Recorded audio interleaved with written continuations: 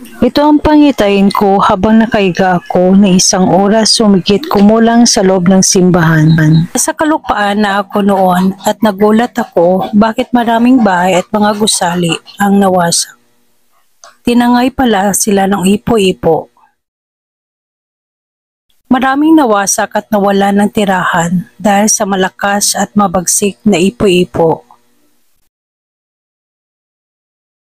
Nakita ko talaga ang malakas na ipo-ipo dahil nasa loob ako ng ipo-ipo habang papaikot ng papaikot ito.